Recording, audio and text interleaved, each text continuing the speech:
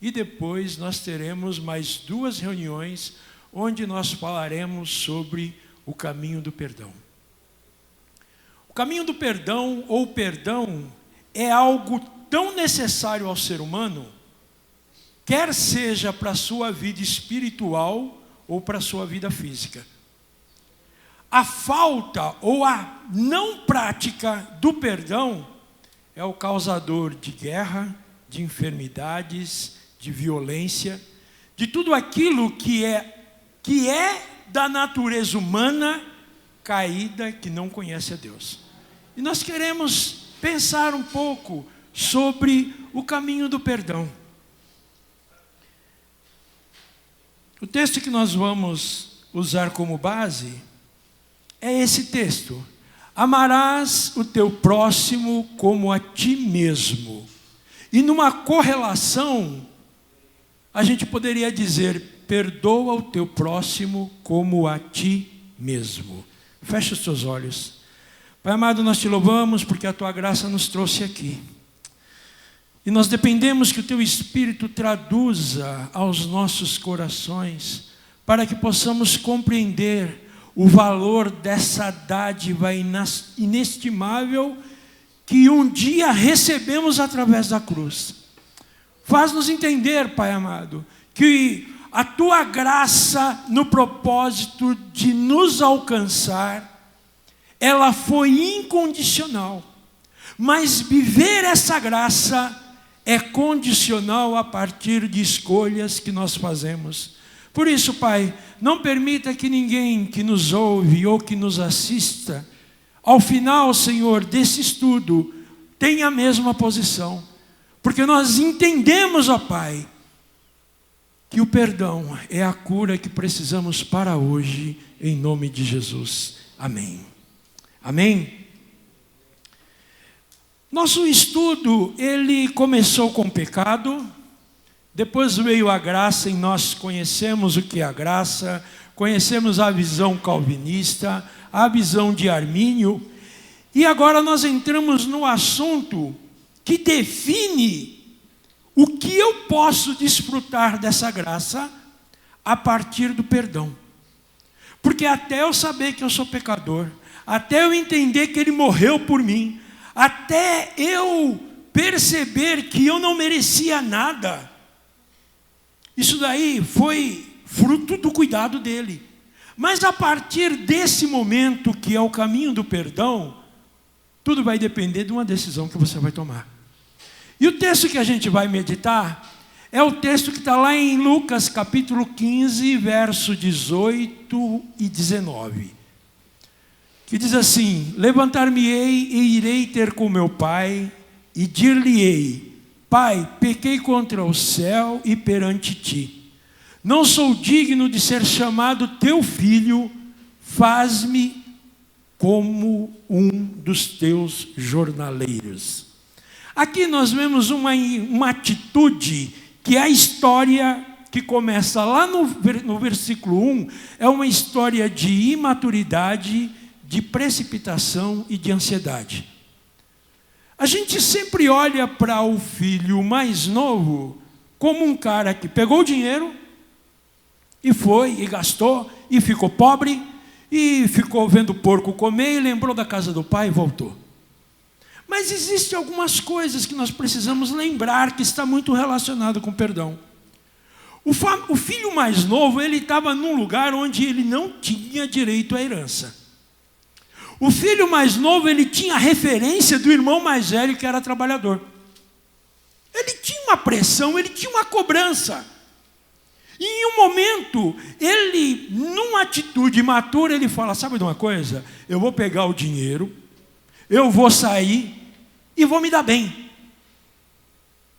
Eu vou sair e vou me dar bem. Só que a história, que é resultado de imaturidade e precipitação, mostra que o caminho não foi esse. Ele foi para se dar bem e se deu mal.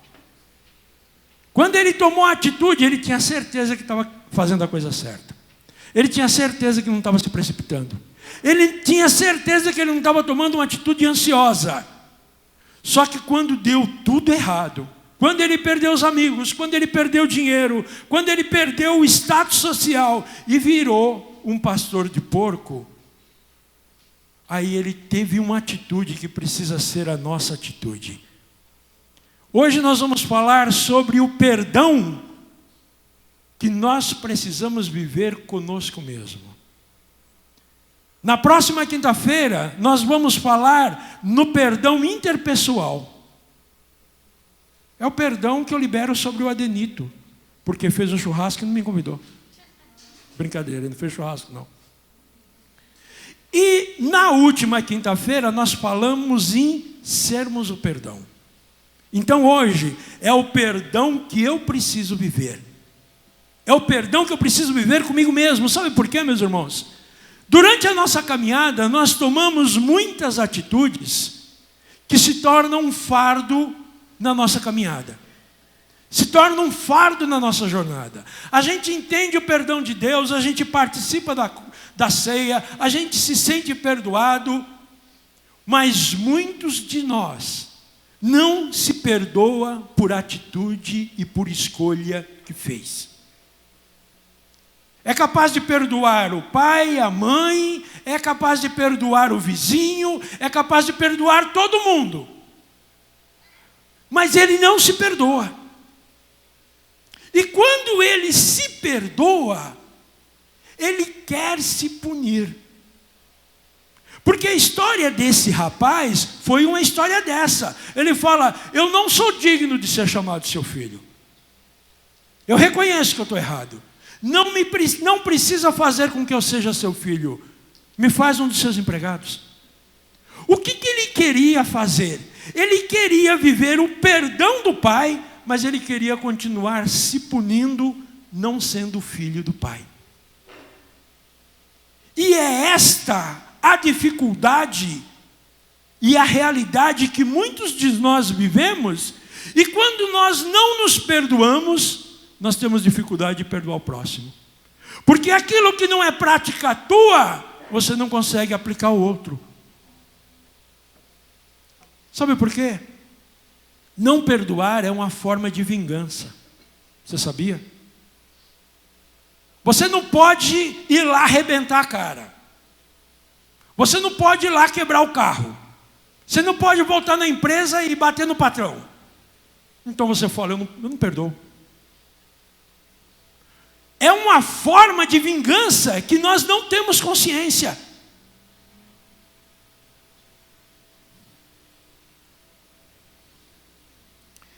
Eu quero continuar pensando com vocês sobre esse texto, porque o caminho do perdão, e eu fiquei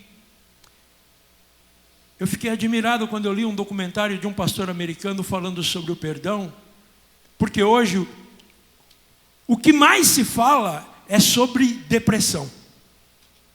Depressão. 5 principais motivos da depressão. Primeiro, é a chantagem emocional.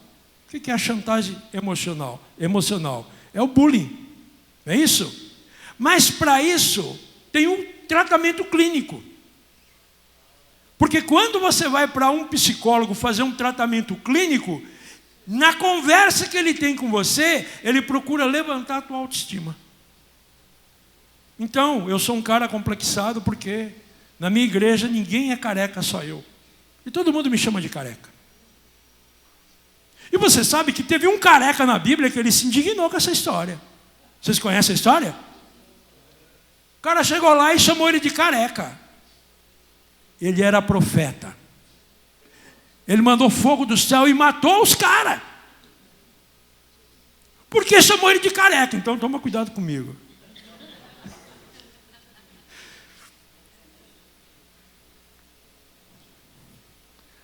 O segundo motivo de depressão são enfermidades. Muitas pessoas vivem uma enfermidade tão agravada que isso leva eles à depressão. Mas para isso tem um tratamento clínico. Quando eu coloco o tratamento clínico é porque tem um que não tem. Mas nada desses que eu vou colocar, a graça e o amor de Deus não transforma também. Mas para esses existe o tratamento clínico, tá? O segundo motivo é a enfermidade. Qual que é o terceiro motivo? É a alteração hormonal. E as nossas mulheres sabem disso. As nossas, porque em casa eu tenho 4. Você que tem uma, diz a minha.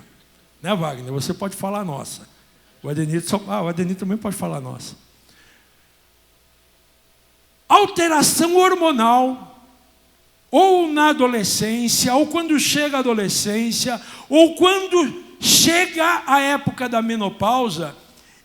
Meu irmão, aí eu entendo que um judeu muito antigo escreveu, ele disse assim: Senhor, graças te dou porque eu não sou mulher, porque eu não sei como é que elas conseguem lidar com tanta pressão a nível hormonal, e tem a família, e tem o folgado, e tem o emprego, e tem a falta de dinheiro, e tem uma infinidade de situações que pode levar a um quadro de depressão. Esse é o terceiro. Qual que é o quarto? Uso de medicamentos. Tem muitos medicamentos que causam a depressão. Medicamentos controlados, medicamentos que vai resolver um problema e vai criar outro. E por último, que é o quinto, são acontecimentos marcantes da vida, e esse daí, só o perdão para curar. Agora, você está dando uma olhada lá em cima a gente tem um amarelinho ali. Você sabe o que é aquele amarelo? Setembro Amarelo. Setembro Amarelo é o combate ao suicídio. E a igreja, a gente quase não fala sobre esse assunto. Mas esse assunto tem tudo a ver com o que nós vamos tratar aqui. Então eu quero que você guarde aquele amarelo ali, porque depois vem uma explicação sobre ele. Vamos aqui ao próximo. E aqui eu quero mostrar um texto bíblico de alguém que no percurso da vida tomou uma decisão errada. E essa pessoa tinha profunda intimidade com Deus. Para você ter ideia, um dia ele foi numa batalha. E aí os soldados disseram assim para ele: é agora que nós vamos atacar? Ele falou: não, Deus ainda não disse. E aí um dos generais dele falou assim: mas quando é que Deus vai falar? Ele falou: quando a árvore balançar, é sinal que Deus foi na frente, vocês podem atacar. Esse homem é Davi. E no percurso da história, Davi toma uma decisão errada. Davi foi alguém que Deus tratou com um diferencial por conta da espontaneidade e do desejo que ele tinha em estar perto de Deus. Mas a partir do momento que ele pecou, ele entrou num processo de angústia e de depressão, que aí está relacionado aos acontecimentos da vida, que o Salmo 38 descreve isso. Olha como diz o texto: as minhas culpas me afogam, são como um fardo pesado e insustentável. Minhas feridas cheiram mal e supuram por conta da minha insensatez. Ele está falando da mulher? Não. Ele está falando do cara que ele mandou matar? Não. Ele está falando de uma decisão errada que ele tomou e se tornou um fardo no coração. E aí ele continua: estou encurvado e muitíssimo abatido. O dia todo eu saio vagueando e pranteando. Agora deixa eu voltar um pouquinho lá para fazer um comentário. Minhas feridas cheiram mal e supuram. Se você lesse somente esse texto, você ia imaginar que alguém estava falando de Jó. Mas não tem nenhum relato bíblico que Davi tenha vivido um grau de enfermidade desse. Era a amargura da alma. Era o não perdão. E aí ele continua falando: estou ardendo em febre, todo o meu corpo está doente, sinto-me muito fraco e totalmente esmagado. A questão aqui é o coração. Ele continua rei, ele continua no trono, ele continua dando audiência, mas por dentro ele está totalmente destruído. E aí ele continua: meu coração geme de angústia, Senhor, diante de ti estão todos os meus anseios e o meu suspiro não te é oculto. Mas você pensa que ele para aí? Tecnologia aqui, tem hora que ela me assusta, mas ainda vou chegar lá.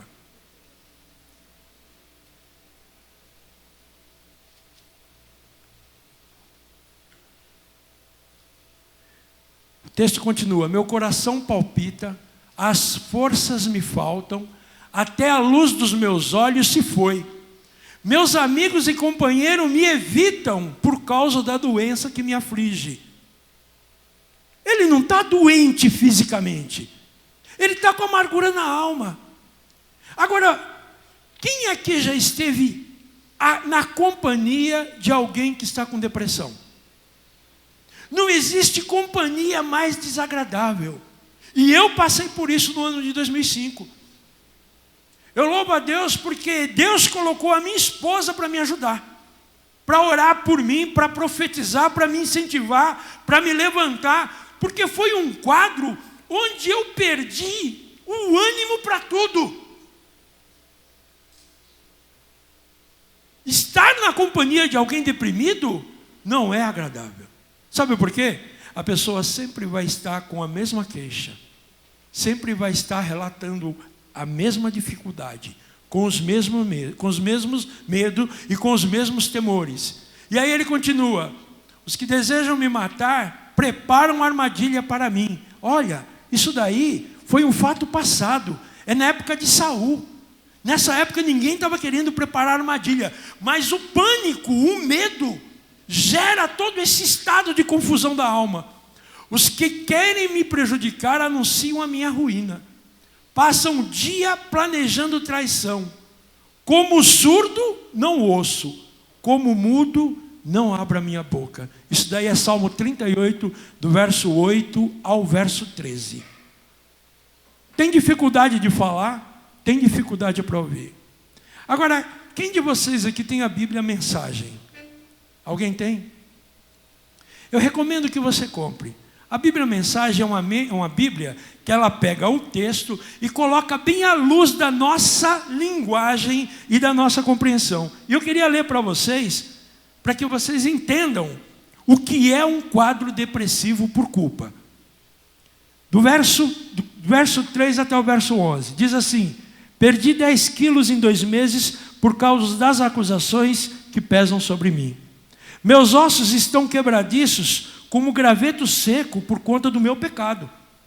Estou impregnado pelo meu mau comportamento e esmagado sobre um container de culpa. Ele continua falando: os cortes da minha carne exalam mau cheiro, criam larvas, pois vivi de modo desprezível. Agora estou acabado, lamentando por mim mesmo o dia todo. Meu interior está como chama, meu corpo como caco. Estou nas últimas, sem esperança, minha vida é só um gemido. Agora, acompanha como alguém que está num quadro de depressão por culpa tem flashes de recuperação. O que está escrito no verso 9 a 16, na nossa tradução, pela linguagem de hoje, ele diz assim: Senhor, os meus desejos estão diante de ti. Os meus gemidos são para ti uma história antiga. É uma situação que já passou. Meu coração está a ponto de explodir. Ele está falando do cuidado de Deus, mas ele não consegue vivenciar. É a pessoa que vem tomar ceia, que participa de ministério, mas que tem uma situação mal resolvida sobre uma questão que não foi aquela que ele imaginava, e por conta disso, ele não culpa o marido, não culpa a esposa, ele se culpa. E alguém diz assim para ele: você está assim por quê? Você está em pecado? Não. Eu não tenho mentido, eu não tenho roubado, eu tenho orado, eu tenho ouvido a palavra, mas a questão não está daqui para lá, está daqui para dentro. O texto continua falando: Os velhos amigos me evitam como praga, meus primos nunca me visitam, meus vizinhos me apunhalam pelas costas, meus rivais maculam meu nome, oram fervorosamente pela minha ruína. Mas sou mudo e surdo para tudo isso. Ouvidos fechados, boca fechada, não ouço uma palavra do que dizem, não digo uma palavra em resposta.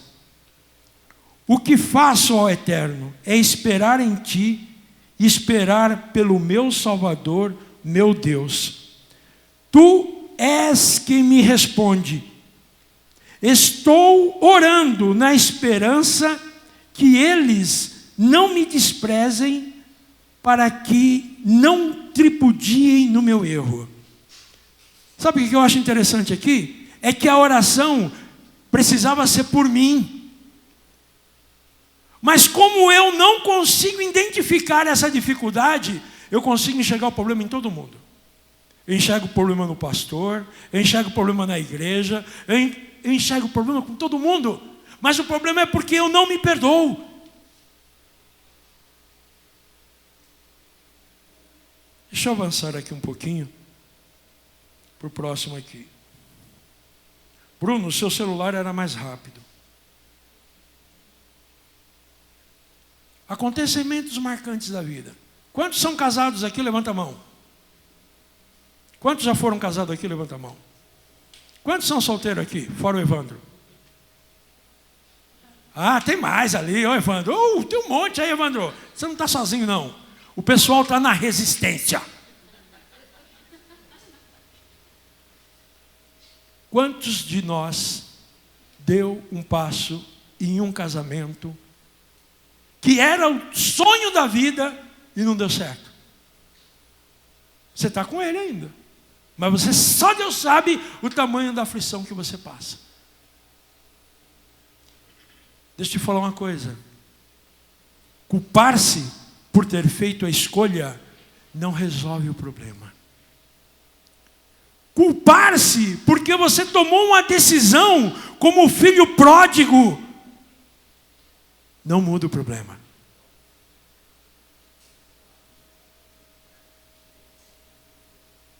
Profissional, tentou fazer uma coisa, tentou fazer outra, e aí os teus amigos seguiram carreira, todo mundo se dá bem, e você está morando em Poá, tem um Clio. E aí você fala, podia estar morando no Itaim, podia ter uma Duster. Ei, você apontar os outros como alguém que pode ter influenciado na tua decisão, não muda o que você precisa viver dentro de você. Não muda. Problema financeiro. Bom, de repente é só eu que tenho. E de repente tudo que eu for falar é só para mim. Mas, como está aqui, eu coloquei. Então eu vou partilhar com vocês, que aí de repente vocês falam assim, poxa vida, vamos ajudar lá o pastor Júlio. Porque isso daí é só um problema dele, não é um problema nosso. Fazemos conta, fazemos projetos, temos sonho, dividimos o dinheiro. Quando pagamos as contas, o dinheiro não dá. E aí você fala, por que eu comprei aquele Big Mac? Meu irmão, mas o Big Mac de R$14,90 não ia resolver o seu problema. Mas tem gente que toma isso como um fardo tão pesado e passa a vida se culpando, esquecendo que para mudar a realidade, o que precisa não é um lamento, é uma nova atitude. É uma nova decisão. É uma outra escolha. Acabou aí? Não, tem mais. Discriminação, cobranças sociais. Isso Davi viveu. Olha, um dos textos que ele diz, ele fala, meus amigos e companheiros me evitam por causa da doença que me aflige. Você já sentiu-se culpado por não ser de uma classe mais abastada? Eu já. Eu fui numa festa onde só tinha bacana e eu achei que eu era. arrumado, careca, cabelo rapado, de terno. Estava lá. Você é o quê? Eu sou professor. Você é o quê? Eu sou diretor. E a conversa começou a rodar. E chegou em mim. Você estudou onde? Ramaciotti. O que é? Ramaciotti. É uma escola que tem lá em Arthur Alvim. Você fez faculdade? Não. Eu terminei só o ensino médio. Foram embora, me deixaram sozinho. Eu nunca me senti um lixo como eu me senti naquele dia. E eu comecei a falar, por que eu não estudei? Que humilhação que eu passei. Como é que eu fui discriminado por uma turma de idiota? Só que aquela turma de idiota me tirou o sono, me tirou a paz, me tirou o sossego, me fez sentir o mais vil dos homens. Foi o que aconteceu com Davi. Sabe por quê? A sociedade, você pode ser o Bill Gates. Alguém vai falar, você pode ser melhor. Você pode ser o Bolsonaro. Alguém vai falar, você podia ser o Lula. E por conta daquilo que a sociedade te cobra, você não se perdoa. Você toma as decisões em cima da cobrança, ou do teu casamento, ou do seu dinheiro, ou das tuas relações sociais, ou da tua vida profissional, e você não se perdoa e não vive a bênção de Deus. Porque a bênção, ela é resultado de quem vive o perdão em todas as esferas. A bênção, ela não é resultado de quem vive um perdão parcial.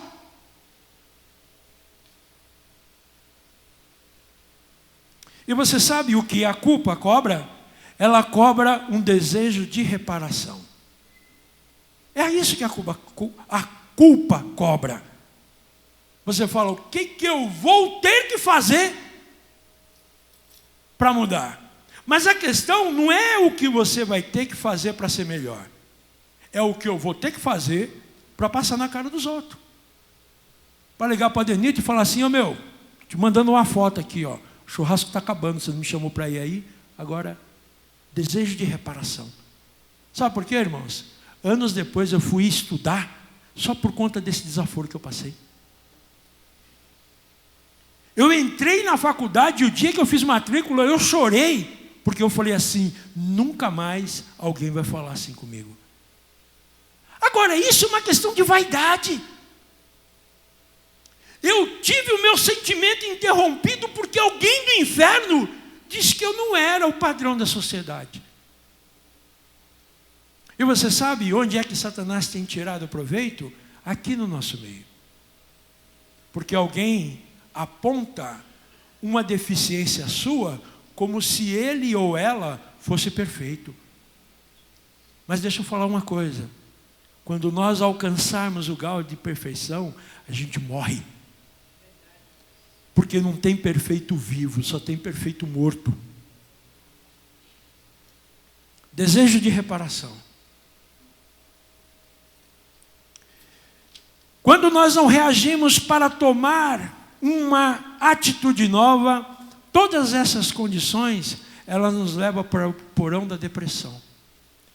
É um momento em que você vive, onde você não consegue mais reagir, como sair da situação. Você entra num processo de desânimo, de apatia, de desmotivação, por conta de alguma cobrança que você faz sobre você mesmo. Mais de 80% dos casos de depressão, de questões marcantes da vida, está relacionado a parâmetros que nós estabelecemos. Como nós não conseguimos cumprir, a gente se culpa e abre mão de tudo. E aí, depois que você chegar no porão da depressão, você sabe onde que você vai chegar? No suicídio. Agora, tanto para você que está nos ouvindo aqui, quanto para você que está nos assistindo, viver um tempo novo depende de uma decisão que você precisa tomar hoje. Não importa qual a situação que você esteja vivendo. O governo, através de políticas públicas, ele faz uma campanha contra o suicídio. E na campanha contra o suicídio, alguém se dispõe a ouvir quem está a fim de dar cabo na vida.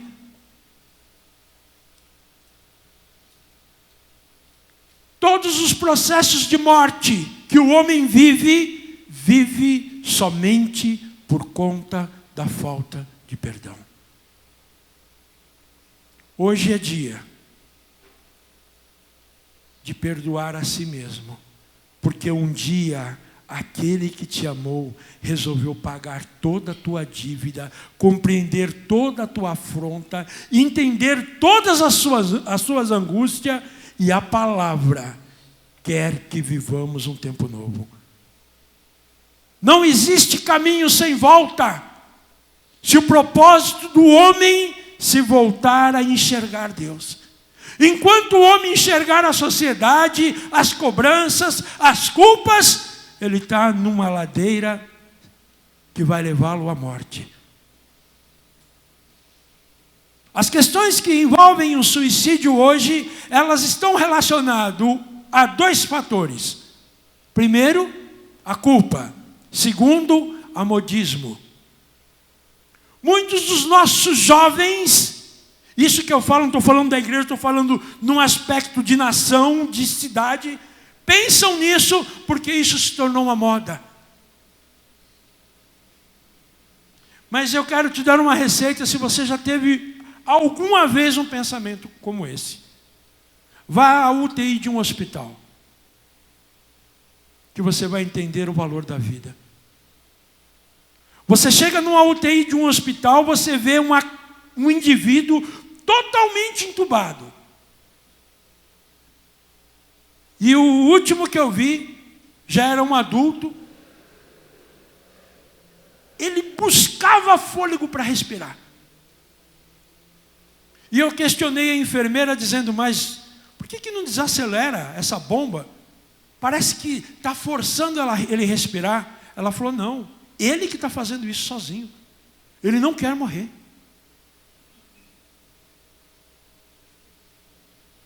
Quando nós temos Deus como motivador daquilo que nós somos, mesmo que Satanás queira ou coloque no coração esse desejo, como igreja, nós declaramos que todo esse desejo está repreendido no nome de Jesus. Isso não vai prevalecer nem na mente das nossas crianças, nem na mente dos nossos jovens, nem na mente dos nossos adultos. O índice é alarmante.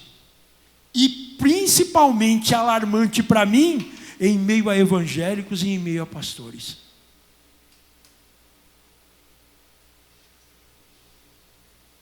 Isso mostra o que a falta de perdão consigo mesmo pode fazer o indivíduo viver. Agora, o que a palavra quer fazer em nós? O caminho do perdão. A palavra quer fazer em nós o que está lá em Salmos capítulo 51, verso 10.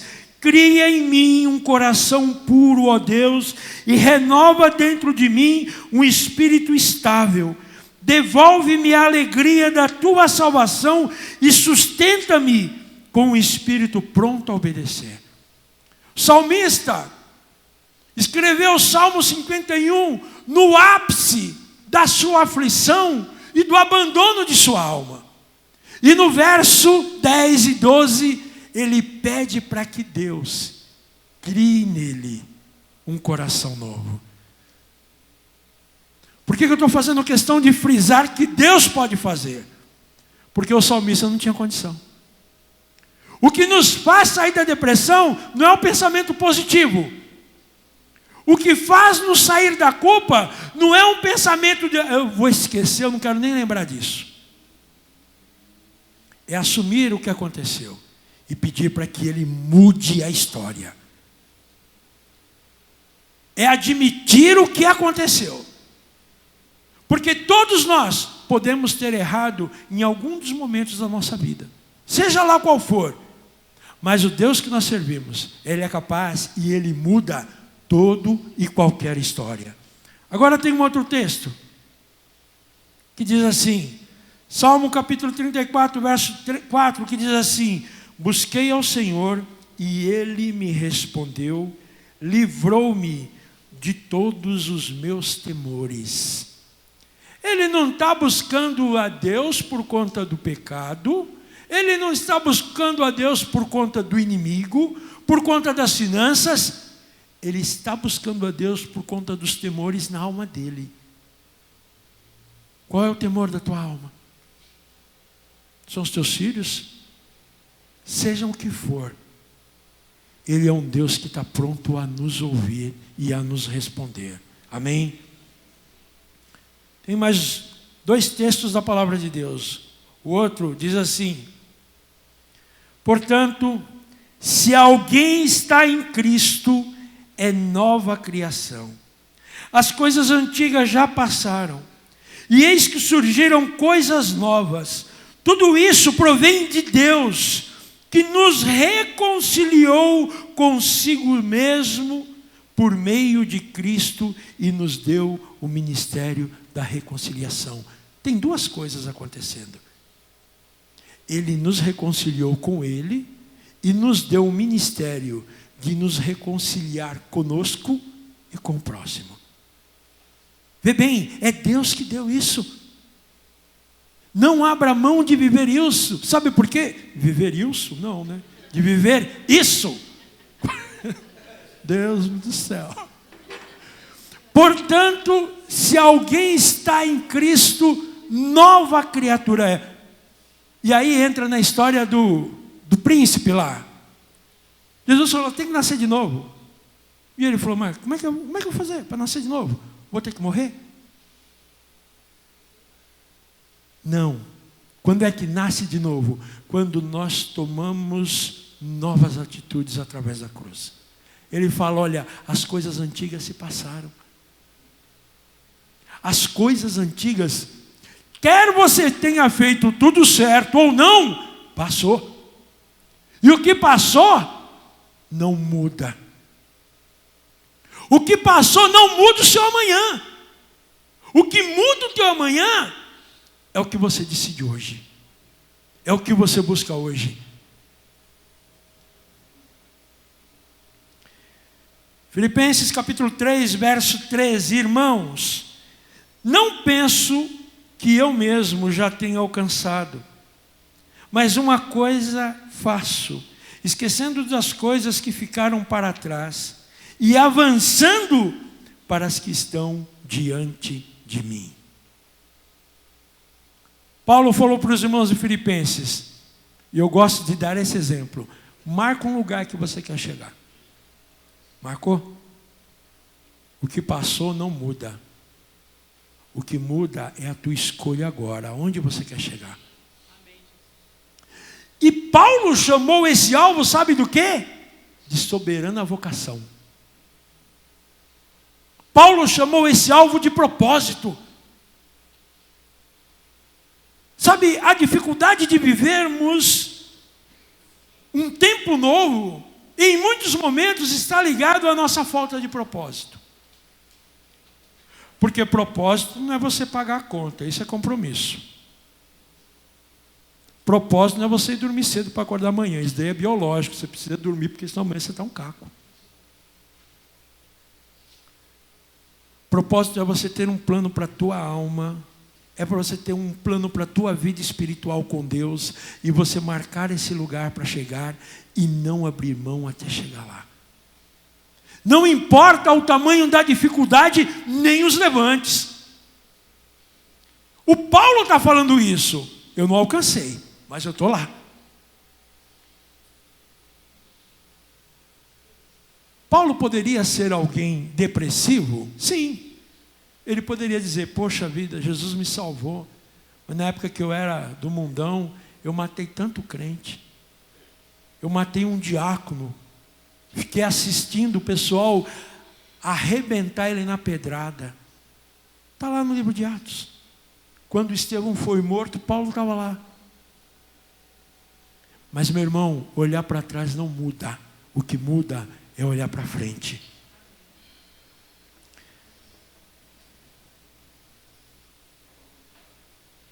Sendo assim, aproximemo-nos de Deus com um coração sincero, plena convicção de fé, tendo o coração aspargido para nos purificar de uma consciência culpada. Está vendo? Isso daqui não é um conceito meu, é Bíblia. Olha lá. Sendo assim, aproximemo-nos de Deus com o coração sincero, com plena convicção de fé, tendo os nossos corações aspargidos para nos purificar de uma consciência culpada, tendo o nosso corpo lavado com água pura. Podemos viver uma consciência culpada? Podemos. Mas olha o que a palavra fala. O sangue da cruz quer nos aspargir. Isso quer dizer, vamos usar um português, né? O que é aspargir? É jogar água por cima. O autor acabou pesando no português. Ele quer cobrir os nossos corações, nos purificar da culpa e lavar o nosso corpo com água pura. Podemos viver um instante de culpa, mas não podemos viver uma vida de culpa, porque a nossa culpa ficou cravada na cruz do Calvário.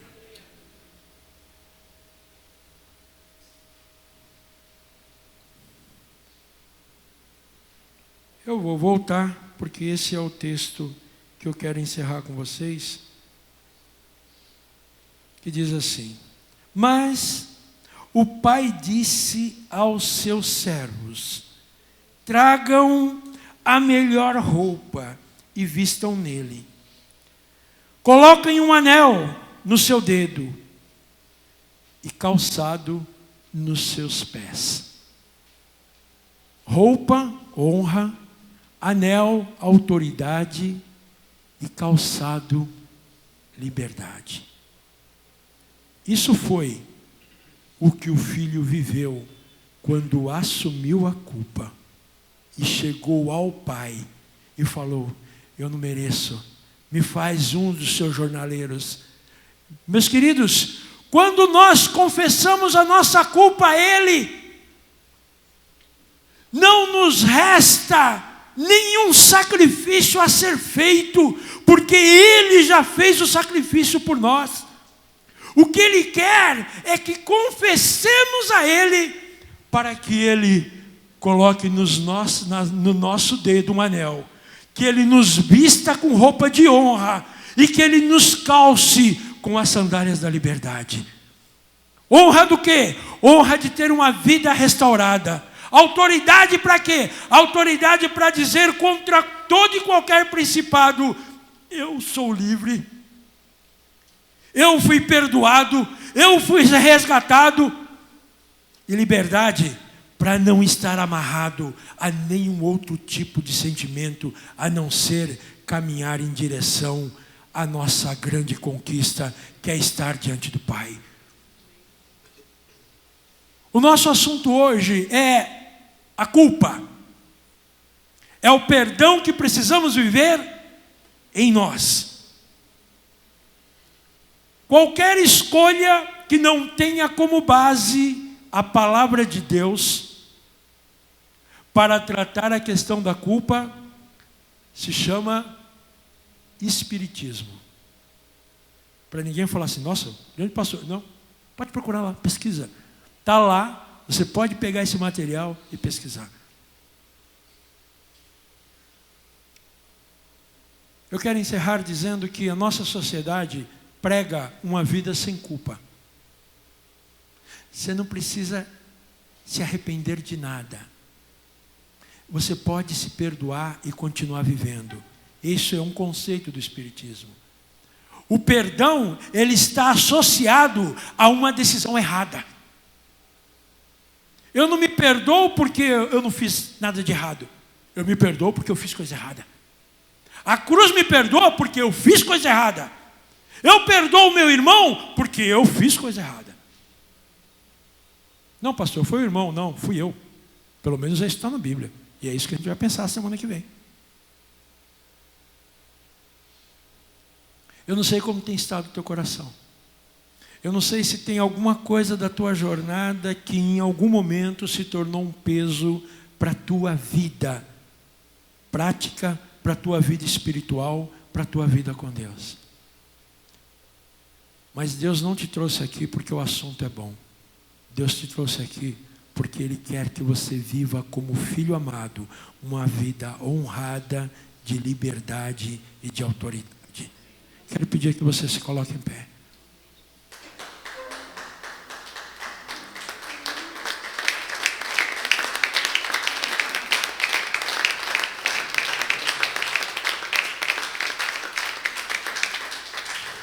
Nós vamos orar. E eu gostaria que você fechasse os teus olhos, colocasse a mão no teu coração. Pai amado, nós somos gratos a Ti, porque nada daquilo que foi conceito humano faria diferença nessa noite se a Tua palavra não prevalecer em nós. Nós não queremos apoiar no que diz os médicos, no que diz a ciência.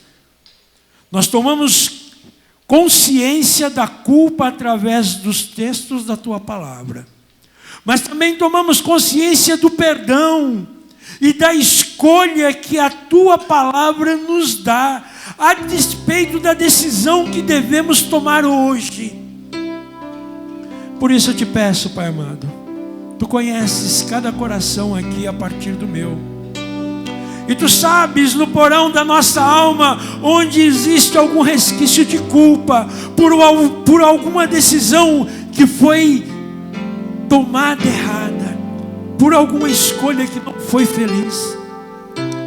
Mas o que nos faz descansar à luz da Tua palavra é que a graça trabalha naquilo que somos imperfeitos, para que, sendo justificado pela cruz, nos tornemos perfeitos através da palavra. Por isso eu te peço, Espírito Santo de Deus, visita cada um dos nossos corações nessa noite. Planta em nossos corações a certeza do Teu perdão, não somente nas nossas relações interpessoais, não somente na nossa relação contigo, mas na relação que temos com a nossa alma, com os nossos corações. Porque quando Tu foste pendurado no madeiro, o Teu perdão era para que todo e qualquer pecado do homem fosse lançado no mar do esquecimento. Faz-nos viver essa prática, Pai. Faz-nos viver essa prática, ó Deus. Não conseguiremos ser semelhante a Jesus se no nosso coração não houver a paz que excede todo entendimento. Não seremos como luzeiro no mundo, nem revelaremos a unidade como família contigo, se não estivermos com os nossos corações em paz. Por isso perdoa, ó Pai, toda âncora que um dia lançamos no nosso coração a despeito de qualquer assunto mal resolvido. E nessa noite, que o rio que nasce no Teu trono possa lavar e purificar a nossa alma, guiar os nossos corações a um novo tempo, onde a paz que excede todo entendimento será a nossa verdade, em nome de Jesus, em nome de Jesus. Amém, amém. Você pode aplaudir o Senhor?